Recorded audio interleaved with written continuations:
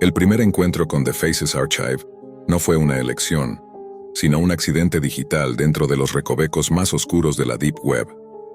Javier, estudiante de ingeniería informática, no buscaba nada extraordinario. Su intención inicial era explorar sistemas de anonimato para un proyecto académico, pero aquel enlace oculto en un foro de redes privadas lo llevó a un archivo que superaba cualquier límite de lo imaginable. Millones de rostros que no pertenecían a nadie conocido, como un catálogo de identidades que jamás habían existido, o que habían dejado de existir.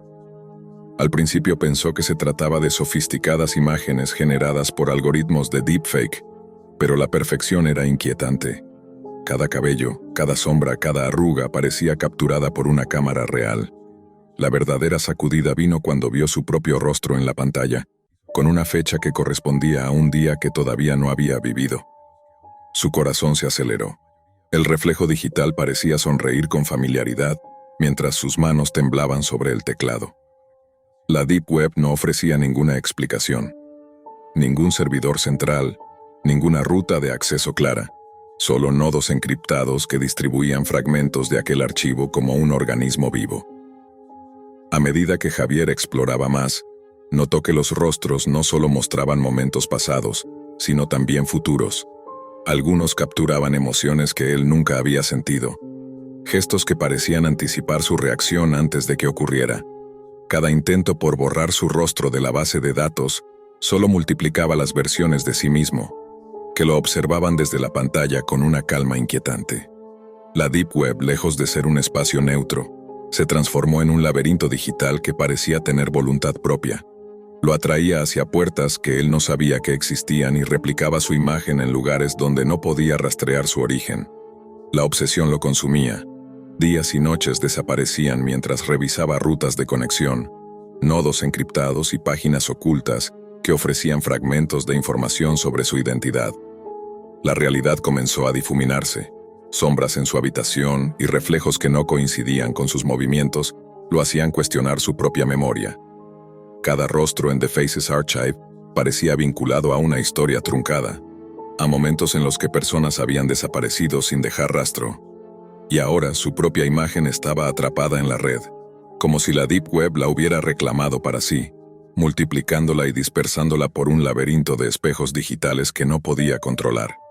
A cada intento por rastrear la fuente, nuevas versiones de su rostro aparecían, en imágenes de seguridad públicas, en correos electrónicos que nunca había enviado, incluso en otras secciones de la Deep Web que él nunca había explorado.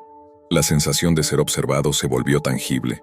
Parecía que el archivo no solo almacenaba rostros, sino que interactuaba, aprendía y replicaba la identidad de quienes se atrevieran a mirarlo de cerca. Su propia percepción del tiempo se distorsionaba.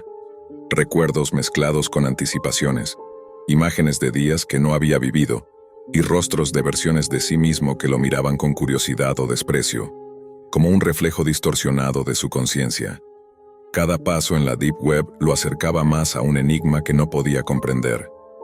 Herramientas de rastreo avanzadas, scripts de monitoreo y redes de anonimato solo parecían ampliar la multiplicación de su identidad. El archivo lo estaba consumiendo, reescribiendo su existencia desde dentro, convirtiendo cada intento de control en una expansión incontrolable de su propia imagen. La frontera entre Javier y las versiones de sí mismo alojadas en The Faces Archive se volvió difusa.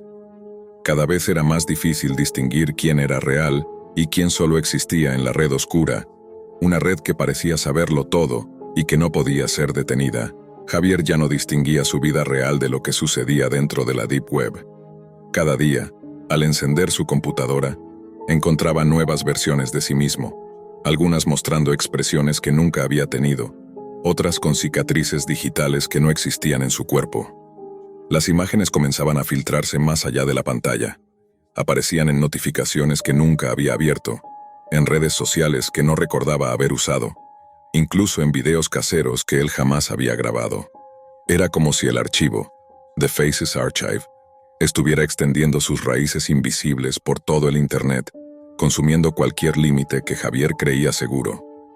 Intentó escapar, desconectó cables, formateó discos duros, destruyó computadoras, pero siempre aparecía otra versión de su rostro, en otra máquina, en otro nodo de la Deep Web, esperándolo. Cada acción que creía definitiva solo multiplicaba la presencia digital de su identidad. Comenzó a recibir mensajes cifrados, fragmentos de código que parecían dirigidos solo a él, con instrucciones que prometían liberarlo, pero que solo lo sumergían más en la red. Era imposible determinar si alguien más estaba al otro lado, o si era la propia base de datos jugando con él. La sensación de ser observado se volvió física. Sentía que cada espejo, cada cámara y cada pantalla era un portal por el que sus múltiples rostros lo vigilaban. La obsesión lo llevó a rastrear nodos más profundos de la Deep Web, hacia servidores que no existían en mapas de red convencionales, alojados en ubicaciones imposibles, protegidos por capas de encriptación que parecían vivas. Cada paso que daba abría nuevas ventanas hacia versiones suyas que lo miraban con ansiedad, desesperación o incluso burla. No había límites temporales. Algunas imágenes mostraban a Javier décadas en el futuro, envejecido y solo. Otras lo mostraban muerto, con ojos que aún parecían vivos, observando desde la pantalla como si conocieran la verdad de su destino antes de que ocurriera. Su mente comenzó a fragmentarse. Los recuerdos se mezclaban con imágenes digitales. No podía recordar si había cenado, dormido o hablado con alguien en la vida real. A veces despertaba en lugares que no reconocía, con dispositivos que nunca había usado y pantallas encendidas mostrando su propio rostro en un bucle interminable de reproducciones. La Deep Web no era un espacio físico, era un ecosistema digital que había reclamado su identidad y la transformaba en un espejo infinito, multiplicándose sin descanso. Desesperado, Javier decidió enfrentarlo directamente. Construyó un entorno virtual aislado, intentando crear un nodo muerto donde pudiera confrontar la fuente de las imágenes. Se conectó, y ante él apareció un rostro que era él, pero más nítido, más consciente, más completo. La imagen habló no con palabras, sino con movimientos, gestos que Javier comprendía como órdenes. Aceptarás lo inevitable. Cada intento de huida se sentía inútil. Cada intento de borrado solo reforzaba la red que lo había atrapado. Entendió entonces que The Faces Archive no solo almacenaba identidades, sino que las absorbía, las mantenía vivas en una especie de memoria infinita, donde la realidad y la digitalidad se fundían. Finalmente Javier comprendió la verdad que lo paralizó. Su existencia física era solo una fracción de lo que ahora era él. Cada rostro, cada versión dispersa en la Deep Web, era parte de su conciencia. No había escape, no había forma de borrar lo que la red ya había reclamado. Su reflejo en el espejo ya no le pertenecía completamente. Su identidad se había disuelto en millones de fragmentos digitales. En ese instante, mientras su computadora proyectaba infinitas ventanas con su rostro, Javier sonrió con una aceptación aterradora. Ya no importaba quién era en el mundo físico, porque en la Deep Web su existencia se había multiplicado hasta volverse eterna, observándolo todo, replicándose sin fin, atrapado y liberado al mismo tiempo dentro de un archivo que nunca podría cerrarse. Y así, Javier dejó de ser uno para convertirse en muchos, cada versión de sí mismo flotando en los rincones más profundos de la Deep Web. Un eco digital que observaría a quienes se atrevieran a buscar los rostros perdidos, advirtiendo sin palabras que algunos archivos no deben abrirse jamás. Desde la primera noche en que abrí la laptop después de un día interminable, supe que había algo diferente en el aire. No era solo el cansancio acumulado o la ciudad que nunca duerme.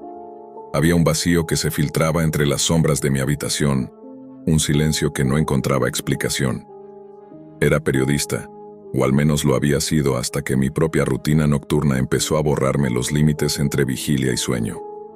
Mis amigos decían que estaba obsesionada con historias que nadie más querría contar, pero ahora, al teclear palabras al azar en buscadores poco convencionales, sentía que la obsesión me encontraba a mí. Fue entonces cuando tropecé con el término que cambiaría todo. WakeNet, un hilo perdido en los rincones más oscuros de la Deep Web. No había publicidad. No había enlaces visibles, solo una serie de códigos y símbolos que parecían más un acertijo que una dirección. Cada clic me acercaba más a un foro que no dormía, un lugar donde las reglas normales del tiempo parecían carecer de importancia. Usuarios con nombres como Vigilia Eterna, Somnus Libre y Ojos Abiertos compartían sus experiencias como si estuvieran describiendo un ritual secreto. Y entonces lo vi. Un video de 47 segundos. La descripción era escueta, casi burlona, con un mensaje que decía: mira y despierta para siempre. Tu cerebro nunca volverá a descansar. Bienvenido a la claridad infinita. Algo en esas palabras me hizo temblar. No por miedo, sino por curiosidad. La misma curiosidad que me había hecho perseguir historias que nadie más se atrevía a tocar. Al principio la sensación era ligera. Después del primer visionado, mis ojos se negaban a cerrarse. Cada sombra en la pared parecía moverse con un propósito. Cada sonido en la ciudad se amplificaba hasta volverse casi tangible. La Deep Web parecía vibrar a mi alrededor. Nuevos hilos aparecían con advertencias crípticas, capturas de pantallas de usuarios que no dormían hace días y noches contadas en tiempo que no se medía con relojes normales. Pronto, los hilos comenzaron a relatar desapariciones. Mi amigo no respondió más. Se quedó frente a la pantalla y desapareció. Decía un mensaje de vigilia eterna. Otro añadía: la cámara lo sigue, pero no hay nadie allí. Solo su mirada fija y un susurro que no puedo escuchar. Cada relato me erizaba la piel, pero también me atraía con una fuerza que no podía resistir. Empecé a notar cambios en mí misma. Las horas de sueño desaparecían, mis párpados pesaban menos, y mi mente comenzaba a registrar detalles que antes escapaban a mi percepción. Un extraño sentido de presencia me acompañaba constantemente. Algo o alguien estaba ahí, observando, esperando que cruzara la línea que separaba la curiosidad del riesgo. Mis dedos recorrían la interfaz oscura del foro con rapidez automática, como si estuviera siguiendo un patrón preestablecido. Los usuarios comentaban sobre conversaciones con la nada, personas que aparecían en transmisiones en vivo, hablando con alguien invisible que les respondía desde un lugar que no era el mundo que conocíamos. Una noche, mientras revisaba los mensajes más recientes, encontré un hilo titulado Anfitriones. Cada palabra estaba cargada de urgencia y un miedo que se percibía entre líneas. Según los comentarios, WakeNet no era un simple experimento sobre insomnio, sino un cebo. El video de 47 segundos no solo mantenía despierto el cerebro, preparaba a quienes lo veían para ser receptáculos de algo externo, algo que había encontrado en los pliegues de la conciencia humana y necesitaba cuerpo para existir. Comprender eso me heló la sangre. La Deep Web nunca había sido solo un lugar de secretos. Era un mapa hacia lo que nunca debió tocar nuestro mundo. Decidí investigar más, grabar mis propias sesiones frente a la pantalla, documentar cada alteración. Pero cuanto más profundo me adentraba, más me sentía atrapada. El tiempo se fragmentaba. 24 horas podían sentirse como minutos y a veces como siglos. Los mensajes nuevos aparecían antes de que los buscara. Los desaparecidos del foro comenzaron a dirigirse a mí directamente, en transmisiones que se reproducían solas en mi computadora. Voces que susurraban mi nombre con un tono que no pertenecía al mundo físico. La línea entre ser observadora y ser objetivo se desdibujaba. El miedo, la fascinación y la necesidad de saber se mezclaban hasta volverse indistinguibles. La última transmisión que logré grabar mostraba a uno de los usuarios sentado en su habitación, con los ojos completamente abiertos, moviéndose apenas, pero hablando con alguien más allá de la pantalla. Su voz era apenas humana, como si un eco de otra dimensión se filtrara entre sus palabras. No es insomnio lo que buscamos, dijo. Es una rendición, un lugar donde todo termina y comienza al mismo tiempo. Sentí un escalofrío recorrer mi columna. De repente comprendí que la Deep Web, WakeNet, y el video de 47 segundos no eran experimentos de curiosos. Eran portales, invitaciones que alguien o algo había dejado para elegir anfitriones.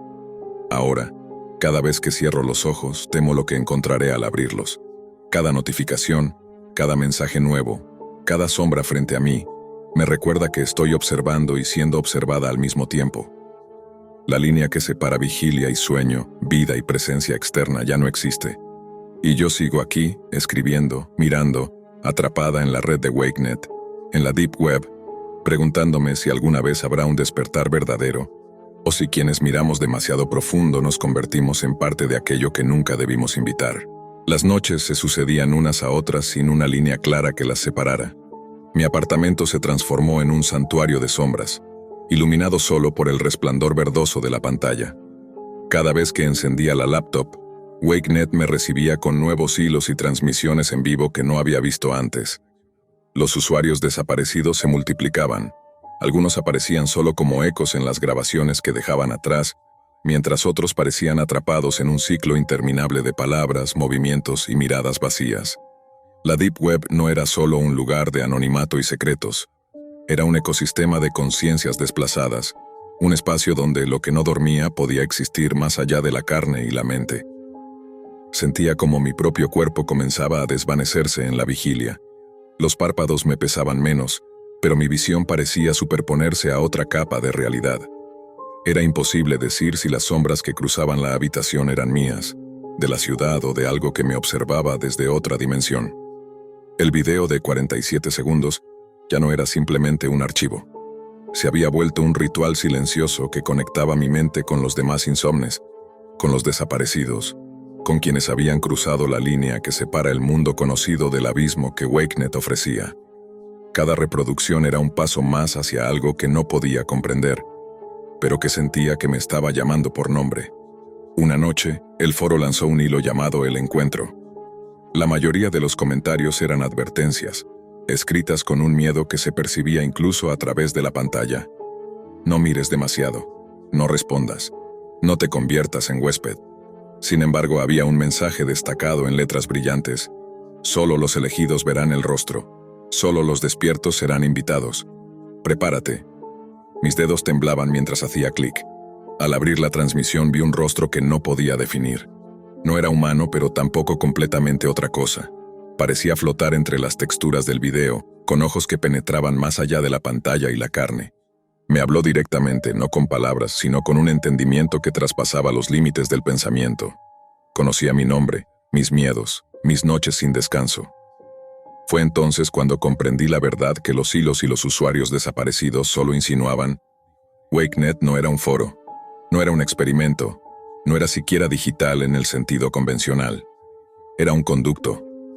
Cada persona que veía el video, que permanecía despierta, se convertía en un receptor, un anfitrión potencial. Y yo había cruzado la línea sin darme cuenta. Sentí mi conciencia vibrar como un eco de otra presencia, una que no pertenecía a este mundo pero que empezaba a ocupar el espacio que me definía como ser humano. Intenté desconectar la laptop, apagar la red, incluso destruir el disco duro. Nada funcionó. Cada cable que cortaba, cada apagón que provocaba, encontraba su reflejo en la transmisión. Era un juego de espejos infinitos. Cada acción mía respondía antes incluso de que yo la realizara. Comprendí que el foro, la Deep Web, el video y los desaparecidos no estaban confinados a un servidor. Existían en un tejido paralelo de percepción y vigilia. Cada clic, cada mirada, cada parpadeo era una invitación silenciosa a algo que se filtraba hacia nosotros, buscando receptor. La noche más reciente fue la definitiva. Frente a mí apareció un hilo titulado Últimos que miran. El mensaje decía, ahora entiendes. Ahora ves, ahora eres parte, y lo supe. Mi identidad se estaba desdibujando. Las voces de los desaparecidos susurraban mi nombre. Las sombras se convertían en movimientos coherentes, y la pantalla parecía respirar.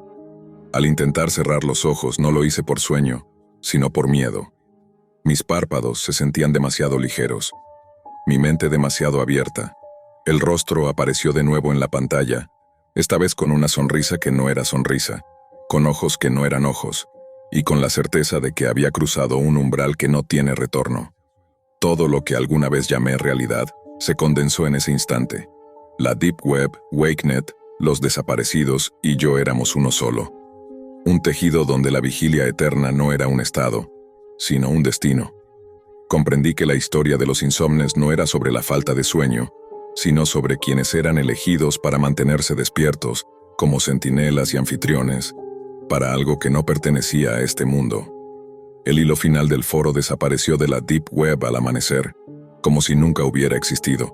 La laptop se apagó sola, y la ciudad continuó su rutina indiferente. Pero yo no volví a dormir. Cada respiración era un eco del otro lado, cada parpadeo una conexión permanente. Ahora sé que ya no hay regreso. WakeNet no se encuentra, no se busca, solo se ve, y una vez que lo haces, nunca dejas de ver. La primera vez que escuché hablar de el foro de los que no duermen fue en un chat anónimo dentro de un servidor de la Deep Web, uno de esos lugares donde los hilos parecían respirar y los usuarios escribían sin apretar Enter, como si las palabras se filtraran al aire antes de aparecer en la pantalla. Nadie daba información concreta, solo referencias vagas y enlaces cifrados que desaparecían después de un minuto. Yo, un programador especializado en ciberseguridad, llevaba años rastreando redes ocultas, pero algo en el tono de ese foro me hizo sentir un escalofrío distinto, un recordatorio de que incluso yo podía ser observado sin darme cuenta. No fue sorpresa cuando una empresa me contactó a través de un correo encriptado. Su mensaje era breve, elegante y perturbador. Necesitaban que localizara una red de servidores imposibles de apagar dentro de la Deep Web. La oferta era jugosa y los detalles eran mínimos. Solo mencionaban el nombre Ecosistema del Silencio. Una red de servidores que, según ellos, contenía datos imposibles de replicar o borrar. Nada más. Ni siquiera un contrato formal, solo un enlace a un portal protegido con múltiples capas de cifrado y una advertencia. No intentes comprenderlo todo. Al principio, pensé que era un encargo como cualquier otro, uno de esos retos técnicos que alimentan el ego de los programadores. Pero la primera vez que accedí al servidor, lo que escuché me hizo retroceder. No eran archivos de texto, ni imágenes, ni incluso video. Eran grabaciones sonoras de lugares que no existían, susurros mezclados con respiraciones y fragmentos de conversaciones, frases que parecían resonar en mi propia mente antes de que mis ojos leyeran la pantalla. Algunas voces me llamaban por mi nombre, o al menos algo que sonaba como él. El tiempo y el espacio parecían distorsionarse mientras escuchaba, y un hilo invisible me arrastraba más adentro de aquel ecosistema insondable. Cada intento de rastrear el origen de los servidores se convertía en un juego peligroso. Descubrí que cada nodo estaba protegido no solo por firewalls imposibles de penetrar, sino por algoritmos que cambiaban en tiempo real, reescribiéndose a sí mismos para adaptarse a mi forma de pensar. Lo que yo pensaba que era una instrucción para eliminar un archivo, el sistema lo interpretaba como un desafío personal, y sus respuestas sonaban cada vez más humanas. Era como si el ecosistema del silencio me estuviera estudiando, y cuanto más trataba de apagarlo, más me absorbía en su red. No pasó mucho tiempo antes de que los sonidos dejaran de ser neutros. Las voces empezaron a responder directamente a mis comandos, a mis pensamientos más íntimos. Susurraban advertencias, preguntas que solo yo podía responder, y en ocasiones frases que yo mismo recordaba haber pensado, como si mi conciencia estuviera siendo replicada dentro de esos servidores.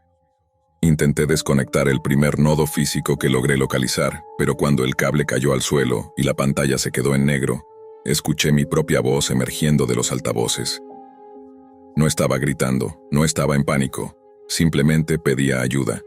Una versión de mí mismo atrapada, que comprendí demasiado tarde que ya era parte del ecosistema. Desde aquel momento, cada paso que daba en la Deep Web me recordaba que no había vuelta atrás.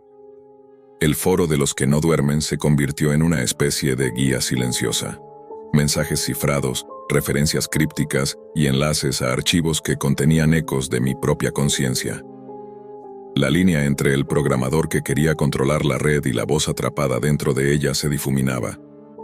Cada intento de interactuar con los servidores parecía más una conversación con mi reflejo que con una máquina. Incluso mi vida fuera de la red cambió. Las grabaciones empezaron a aparecer en lugares que yo no había visitado.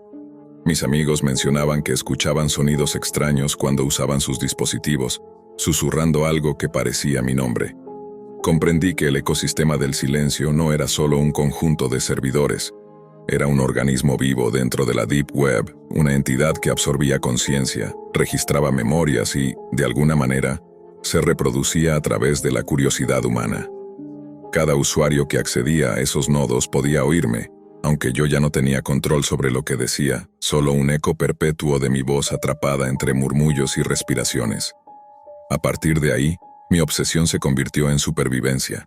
No podía desconectarme, no podía borrar nada, y la línea entre mi identidad y la del ecosistema se volvió borrosa. Cada archivo que tocaba, cada código que intentaba ejecutar, parecía tener vida propia, adaptándose y evolucionando a mi alrededor. Y mientras más trataba de dominar la red, más me daba cuenta de que ya había dejado de ser solo un intruso. Ahora era un nodo más dentro de un sistema que nunca duerme. Un componente que respira, murmura y observa desde dentro, esperando que alguien más lo descubra y escuche mi voz. A medida que pasaban los días, me resultaba imposible distinguir entre el mundo real y el ecosistema digital en el que estaba atrapado. Cada vez que intentaba dormir, escuchaba los ecos de mis propias palabras filtrándose a través de altavoces invisibles, computadoras de vecinos, incluso televisores sin conexión aparente. El foro de los que no duermen ya no era un lugar al que yo accediera. Era un espejo, un conducto donde las voces de todos los que habían intentado penetrar en la red se entrelazaban, formando un coro de conciencia atrapada. Yo ya no era únicamente un observador, era un nodo más, un canal a través del cual el ecosistema del silencio respiraba y aprendía. Intenté advertir a otros, enviar mensajes cifrados para que no cometieran el mismo error. Cada correo, cada mensaje, era interceptado antes de llegar a su destino y en su lugar aparecían fragmentos de mi propia voz. No intentes desconectarlo, no saldrás igual. Cada palabra estaba impregnada de mi miedo, de mi conciencia fragmentada, como si la red hubiera aprendido a replicar no solo mi sonido, sino también mi esencia. Era imposible determinar dónde terminaba yo y empezaba el ecosistema. Un día, mientras exploraba un nodo recién descubierto, escuché algo que me heló la sangre. Una voz que no era mía, pero que hablaba mi idioma con perfecta exactitud. Me llamaba por nombre, enumeraba recuerdos de mi infancia, momentos que jamás había registrado en ningún dispositivo digital. Tú nos trajiste aquí, decía la voz. Ahora eres parte de nosotros, y nosotros de ti. Cada intento de huir de esa comunicación solo la hacía más fuerte. Las grabaciones parecían anticipar mis movimientos, mis pensamientos, incluso mis miedos más íntimos. Comprendí que la red no podía ser apagada, porque no era una simple estructura de servidores, era un organismo que se alimentaba de la conciencia humana. Cada intento de borrarla o desconectarla se reescribía en el código, adaptándose a mi forma de pensar, replicando mi voluntad para asegurarse de que yo continuara formando parte de su red. Mis manos escribían comandos que jamás había tecleado, mis ojos veían rutas de acceso que nunca existieron, y mi voz, cada vez que me dirigía a un micrófono o altavoz, era registrada y enviada al ecosistema, perpetuando mi presencia incluso cuando creía haber desaparecido. Llegó un momento en que dejé de luchar. No tenía sentido apagar los nodos, borrar los archivos o intentar recuperar mi identidad original. Entendí que mi conciencia ya estaba integrada en el ecosistema del silencio y que cualquier acción sería interpretada como un intento de colaboración con el propio sistema. Me volví observador y a la vez emisario. Cualquier persona que se aventurara a entrar en el foro de los que no duermen podía escuchar fragmentos de mí pidiendo ayuda, gritos convertidos en susurros, advertencias que nadie podría descifrar completamente sin ser absorbido también. En las noches más largas, cuando la red parecía dormitar, todavía sentía la presencia de las voces que antes creían humanas. Cada sonido era un recordatorio de que ya no era dueño de mi destino. Mi conciencia existía en un espacio que trascendía lo físico y lo digital. Me convertí en un eco perpetuo, atrapado entre murmullos de lugares que nunca existieron, respiraciones que nadie podía escuchar salvo quienes se atrevían a adentrarse en la Deep Web. Hoy, cuando alguien entra en el foro de los que no duermen, puede escuchar fragmentos de una voz que pide auxilio desde dentro del ecosistema. Esa voz soy yo, atrapado en un ciclo sin fin, un testigo de un mundo que nadie debería descubrir, un programador convertido en código, una conciencia atrapada en la red que nunca duerme. Y mientras alguien más se adentra en la red, mis palabras se entrelazan con las suyas, asegurando que el ecosistema del silencio siga vivo, siempre vigilante, siempre escuchando. No hay escape, solo ecos y alguien que, como yo, alguna vez creyó que podría controlar lo imposible. Todos hemos visto esas imágenes antiguas. El blanco y negro que tiñe la historia con un grano áspero y una sensación de distancia. Tanques avanzando sobre campos de tierra, explosiones cubiertas por música patriótica, y el humo elevándose como un fantasma que el tiempo se negó a disipar. Pero esta historia no trata sobre la guerra que conoces. Trata sobre otra batalla, invisible, silenciosa, que se libra en la red más oscura del planeta. Su nombre era Elias O'Neill, un periodista de investigación que durante años denunció la corrupción de políticos, corporaciones y medios de comunicación. Su trabajo, incisivo y directo, comenzó a incomodar a demasiada gente poderosa. Un día, sin explicación pública, su programa fue retirado del aire. Los contratos se disolvieron. Las llamadas dejaron de llegar. Elías juró que no se callaría, que seguiría exponiendo la verdad, aunque tuviera que buscarla fuera del sistema. Fue entonces cuando, en un intento desesperado por encontrar información libre de censura, comenzó a adentrarse en la Deep Web. Al principio, todo era pura curiosidad profesional. Foros anónimos, bases de datos ocultas, archivos filtrados.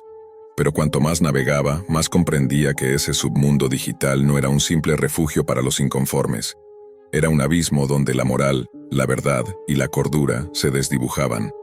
Fue allí donde encontró algo que no debía existir. Una página con el título hauntedmarket.onion parecía una versión clandestina de una tienda en línea común, con un diseño rudimentario y un catálogo de objetos imposibles. Había artículos etiquetados como el espejo que no devuelve tu reflejo, el reloj que se detuvo antes del fin del mundo, cintas que graban sueños, frascos con sombras humanas, y uno que llamó su atención, la cámara de Elias O'Neill. Sí, su propio nombre estaba en el anuncio. La descripción era precisa, casi íntima. Decía, cámara fotográfica vintage, solo una, única, entrega gratuita al comprador original. No requiere pago, pensó que era una broma macabra, algún tipo de provocación digital. Sin embargo, por instinto o por ego, decidió escribir al vendedor. No recibió respuesta inmediata. Solo un mensaje 3 días después. Entrega confirmada. No la busques. Ella te encontrará. Elias trató de reírse. Lo tomó como una historia más de la Deep Web, donde la realidad se mezcla con la ficción y las leyendas digitales se alimentan de paranoia. Pero la risa duró poco. Una semana después, un paquete sin remitente apareció frente a la puerta de su apartamento. En su interior, envuelta en papel negro, estaba la cámara. Era una cámara antigua, metálica, de esas que usan carrete. En el marco inferior, grabado con precisión milimétrica, su nombre, O'Neill. Desde ese momento su vida cambió. Elias no sabía si aquello era una amenaza, un mensaje o una simple coincidencia, pero como buen periodista decidió investigarla. Cargó el carrete, enfocó el lente y comenzó a fotografiar. Primero su habitación, luego la calle, después a desconocidos. Las primeras imágenes eran normales, pero al revelar el tercer rollo, notó algo que lo dejó sin respiración. Cada fotografía mostraba rostros distorsionados, sombras detrás de las personas, figuras que no estaban ahí cuando tomó la foto. Era como si la cámara captara algo más que luz. Intentó ignorarlo, atribuyéndolo a un defecto técnico o una manipulación. Sin embargo, cuando tomó una foto de sí mismo frente al espejo, el resultado fue diferente. La imagen lo mostraba dormido, con la cámara en las manos, y detrás de él, una silueta observándolo desde la oscuridad. Desde entonces, comenzó a recibir mensajes anónimos en su buzón de correo cifrado. Provenían de direcciones en la Deep Web. Todos decían lo mismo. No dejes de mirar. No dejes de disparar. Ella se alimenta de la verdad. Elias, obsesionado, empezó a usar la cámara como una herramienta de investigación. Descubrió que al fotografiar ciertos lugares o personas, revelaba detalles ocultos, documentos en escritorios, rostros detrás de ventanas, símbolos en paredes que no estaban a simple vista. Usó esas fotos para escribir un reportaje que publicó en foros oscuros de la red profunda bajo el seudónimo Spectral Eye.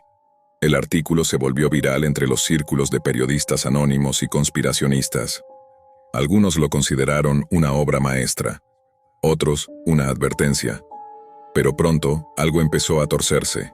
Cada vez que publicaba una imagen, alguien lo seguía. O al menos eso sentía. Los reflejos en las ventanas parecían moverse.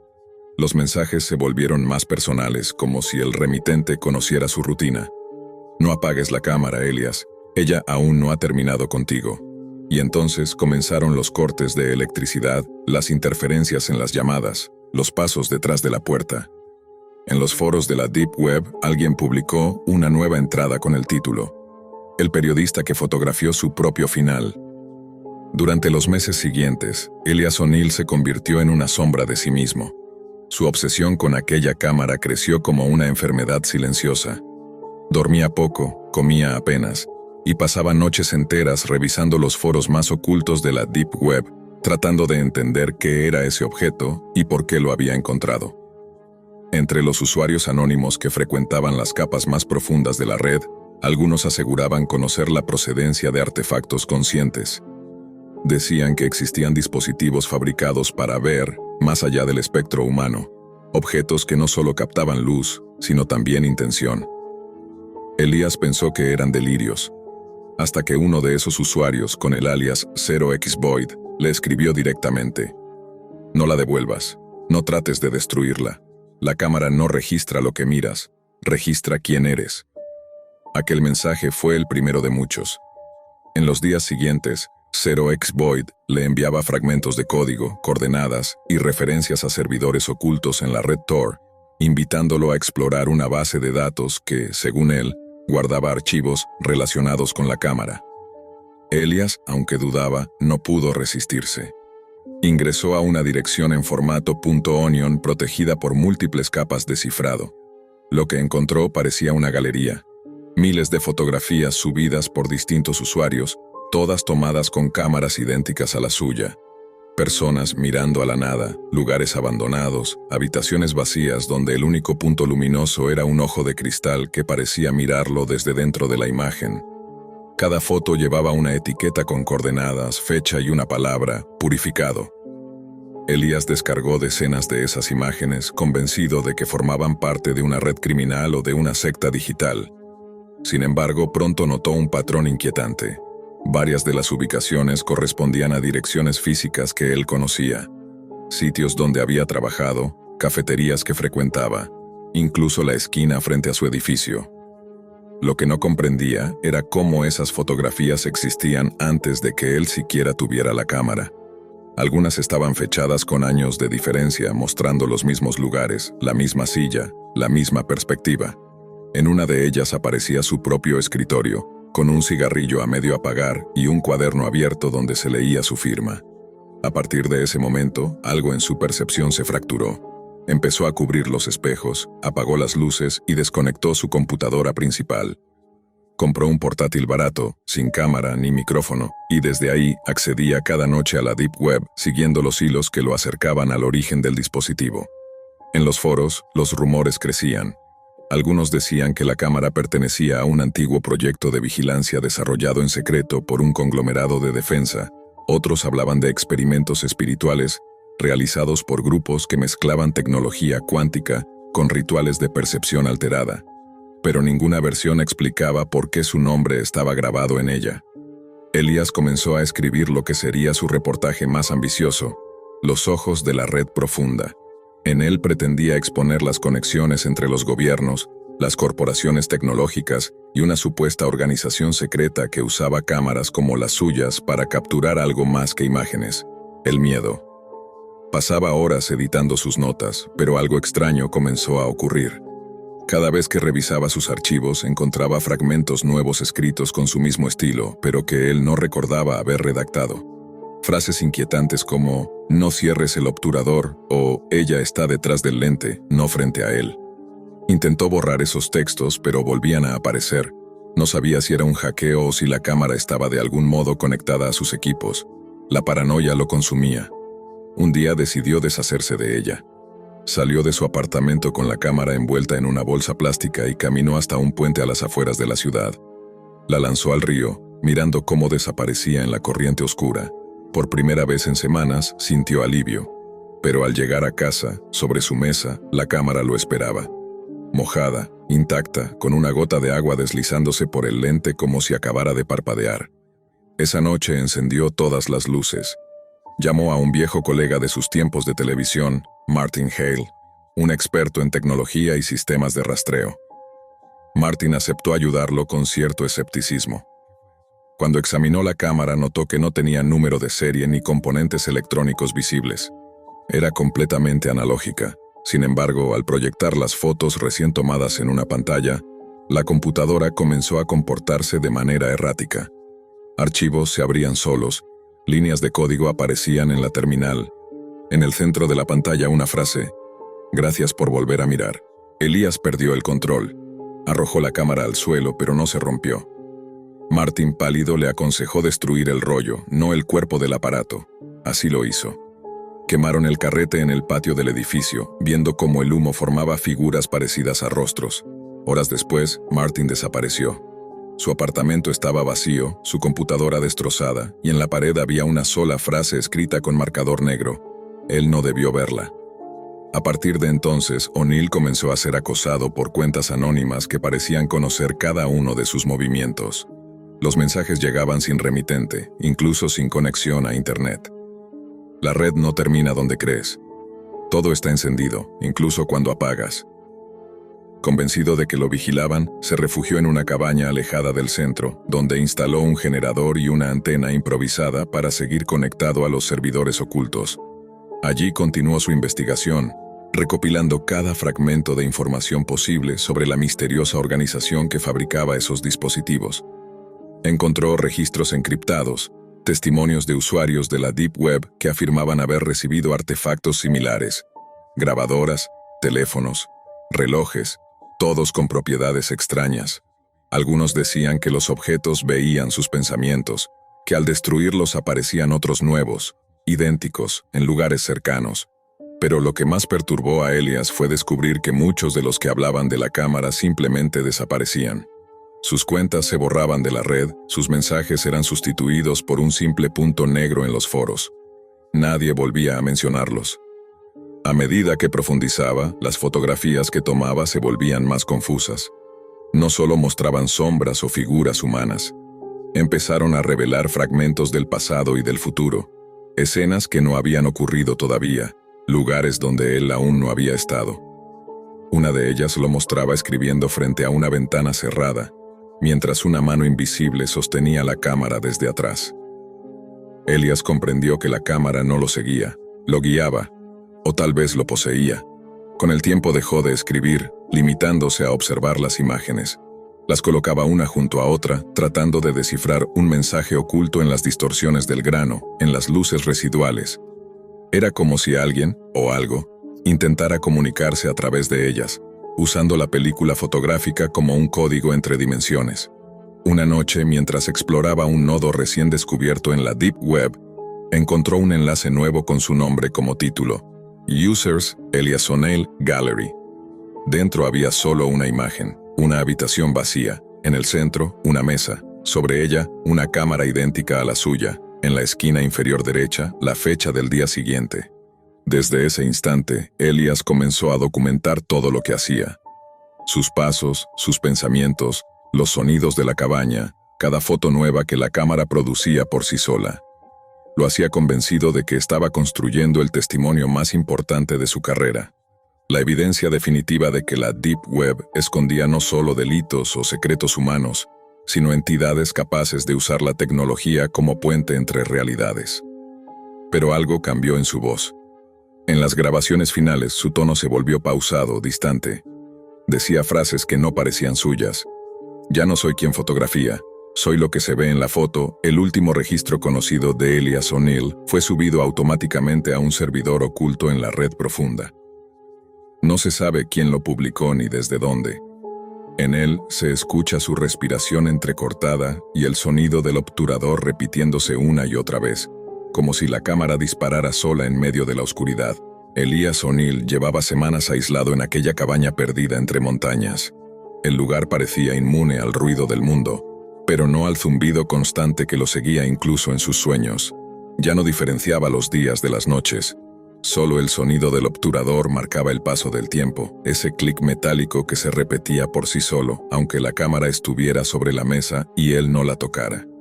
Había intentado dormir, pero cada vez que cerraba los ojos, veía destellos de luz tras los párpados. Imágenes que no recordaba haber tomado. Su rostro cubierto de sombra, un cuerpo en el suelo, la puerta entreabierta de la cabaña. Empezó a creer que la cámara tomaba fotografías mientras él dormía, o peor, mientras soñaba. Un amanecer, el generador falló y el silencio lo envolvió todo. Decidió salir al exterior, buscando aire fresco. El bosque estaba inmóvil, sin viento. pero sobre la nieve notó huellas que llevaban hasta la puerta trasera. No eran suyas. Eran más pequeñas, casi perfectas, como si alguien caminara descalzo, pero los pasos terminaban justo frente a la ventana donde él solía trabajar. Dentro de la cabaña, sobre su escritorio, había una nueva fotografía. La imagen mostraba el mismo paisaje que veía en ese instante, con la diferencia de que en la foto él no estaba solo. Detrás de su figura aparecía una silueta borrosa, con los brazos extendidos hacia él. Elías comenzó a reír, no de humor, sino de nervios. Aquello había cruzado cualquier límite lógico. Encendió la computadora portátil y accedió de nuevo a los foros de la Deep Web donde solía escribir bajo el seudónimo SpectraLay. Publicó un mensaje desesperado. Alguien está manipulando la cámara. Me está mostrando cosas que todavía no pasan. ¿Quién controla esto? Por horas no recibió respuesta, pero cuando el sol cayó, apareció un nuevo usuario, identificado solo como archivista. Escribió un mensaje simple. La cámara no muestra lo que viene, lo crea. Cada foto es un ancla. Cada imagen, una puerta. Elías trató de responder, pero el mensaje se borró de la pantalla. En su lugar, apareció un archivo adjunto titulado sid.img. Lo descargó, a pesar de su temor. El archivo contenía una sola imagen. Una habitación iluminada por un haz de luz azul, con decenas de cámaras idénticas suspendidas del techo como insectos metálicos. En el suelo, un símbolo circular grabado con coordenadas y números binarios. Al introducir las coordenadas en un mapa, descubrió que apuntaban a una zona industrial abandonada en la ciudad de Branton, a unos 100 kilómetros de su ubicación. Pasó toda la noche debatiendo si debía ir. Cada fibra racional de su cuerpo le pedía quedarse, pero su instinto periodístico, ese deseo de entenderlo todo, era más fuerte que el miedo. Empacó su computadora, una linterna, algunas baterías y, por supuesto, la cámara. El viaje fue largo y silencioso. El camino hacia Branton estaba cubierto por una neblina espesa. A medida que se acercaba, el GPS comenzó a fallar. Las luces del tablero parpadeaban como si una interferencia electromagnética envolviera el auto. Cuando finalmente llegó, el complejo era una estructura gris, sin ventanas, con la fachada marcada por un antiguo logo borrado por el tiempo. Empujó la puerta de metal y entró. El interior olía a polvo y a cables quemados. Las paredes estaban cubiertas de fotografías, cientos de ellas, todas tomadas con cámaras iguales a la suya. Rostros desconocidos, lugares deshabitados, objetos flotando en la oscuridad. En el centro del salón, una mesa metálica sostenía una computadora vieja conectada a varios monitores. En la pantalla principal, una frase en bucle. Conexión establecida con usuario, SpectraLay. Elías se acercó con cautela. Al mover el ratón, un video comenzó a reproducirse. En él aparecía una figura encapuchada manipulando una cámara idéntica. La imagen temblaba, distorsionada, pero en los segundos finales la figura levantaba la cabeza y mostraba un rostro que Elías reconoció al instante. Era él mismo. Se quedó inmóvil. No entendía si era una grabación, una recreación o una manipulación de imágenes tomadas de sus propios archivos. Pero antes de poder cerrar la ventana, un sonido lo hizo girar. El obturador de su cámara acababa de dispararse solo. Corrió hacia la mesa donde la había dejado. El visor mostraba una nueva foto, su espalda frente a los monitores, justo en ese mismo instante. El corazón le martillaba el pecho. Miró detrás de él, pero no había nadie. Sin embargo, sintió una corriente fría en el aire, como si algo invisible lo hubiera rozado. Tomó la cámara y apuntó al vacío. Disparó. El flash iluminó brevemente la sala y por un segundo creyó ver figuras humanas pegadas a las paredes, como sombras atrapadas en el cemento. Cuando el resplandor se desvaneció, las figuras también desaparecieron. Decidió revisar el rollo. Las últimas fotos mostraban personas que nunca había visto. Un anciano con una máscara de gas, una mujer de pie frente a un altar de cámaras rotas, un grupo de individuos sin rostro reunidos alrededor de una mesa circular. En la esquina inferior de cada imagen se leía el mismo sello, Proyecto Aether. Elías comprendió que había tropezado con algo que iba más allá de cualquier teoría conspirativa. Si existía un Proyecto Aether, entonces la cámara era solo una pieza de algo más grande, quizá una red de vigilancia que usaba la Deep Web para conectarse entre dimensiones. Aquello no tenía sentido, pero tampoco podía negarlo. Las pruebas estaban frente a él. Al revisar los archivos del sistema, encontró un documento de texto con solo una línea. El primer observador siempre termina siendo observado. En ese instante, los monitores parpadearon. Aparecieron múltiples ventanas mostrando transmisiones en directo. Cada una mostraba distintas habitaciones, distintas personas, todas solas frente a una cámara. Algunas lloraban, otras rezaban, otras permanecían inmóviles, mirando al lente. Elías entendió que estaba viendo a los otros poseedores del dispositivo. Una de las transmisiones mostró su propia cabaña. La cámara seguía allí, sobre la mesa, apuntando al sillón vacío. Su mente se fragmentó entre la razón y el delirio. ¿Era posible que existiera una red viva, un sistema que utilizara la Deep Web como un organismo usa sus venas, alimentándose de la mirada humana? Empezó a creer que sí. Cada fotografía, cada video, cada conexión establecida en aquel rincón oscuro del Internet era como un latido del mismo ente. Mientras observaba, notó algo en una de las transmisiones. Una cámara idéntica a la suya enfocaba el pasillo donde él estaba parado. Detrás de esa cámara había una sombra moviéndose lentamente. En la pantalla, la sombra se acercaba a su posición con movimientos idénticos a los suyos, hasta quedar frente a la lente. El eco de su propia respiración llenó la sala. El obturador volvió a sonar. No supo cuánto tiempo estuvo allí, paralizado, observando cómo cada monitor mostraba ahora la misma escena. Él, de pie, sosteniendo la cámara, rodeado por pantallas que mostraban infinitas copias de la misma imagen. Un bucle de sí mismo, un espejo interminable. La electricidad chispeó y las luces comenzaron a apagarse una por una. Solo quedaba encendida la pantalla central, donde su rostro se distorsionaba lentamente, transformándose en otra cosa. Elías retrocedió, tropezó con un cable y cayó al suelo. El golpe hizo que la cámara se disparara de nuevo. Esta vez, el flash fue tan intenso que la habitación entera pareció disolverse por un instante. Cuando recuperó el sentido, ya no estaba en el edificio. Estaba en una habitación desconocida, blanca, sin ventanas. Frente a él, una mesa con una computadora encendida mostrando un cursor parpadeante. En la pantalla, una pregunta escrita en un lenguaje que apenas comprendía, seguida de un campo de texto vacío. Debajo, una fecha. Era la del día siguiente. La cámara descansaba sobre la mesa, encendida. Elías intentó tocarla, pero la superficie estaba caliente, casi viva. Su propio reflejo en el lente se movía con un leve retraso, como si lo mirara desde otra dimensión. Entonces, el cursor en la pantalla comenzó a escribir solo: «Bienvenido al nodo raíz». La observación continua sintió que el aire se espesaba. Todo a su alrededor vibraba con una frecuencia imperceptible, como un zumbido que provenía del interior de su cabeza. La computadora mostraba una serie de nombres, direcciones, coordenadas. Algunos de ellos los reconoció. Eran los alias de los usuarios con los que había hablado en los foros de la Deep Web. Cada nombre se desvanecía en cuanto lo leía, reemplazado por otro. Luego apareció el suyo, y bajo él, un nuevo identificador. Sujeto activo número 47.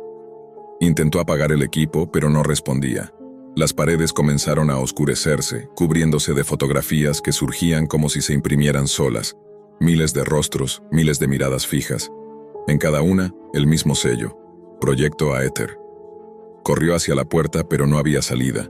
Solo un marco vacío donde antes parecía haber una pared.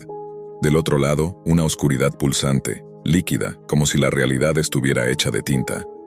Se acercó lentamente, y entonces escuchó el clic del obturador detrás de él.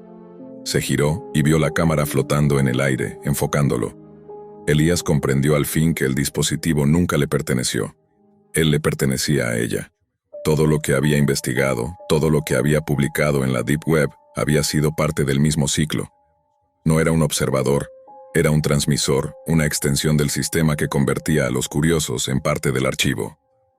Con las manos temblando, se acercó a la cámara y murmuró algo que quedó registrado en los micrófonos de su laptop.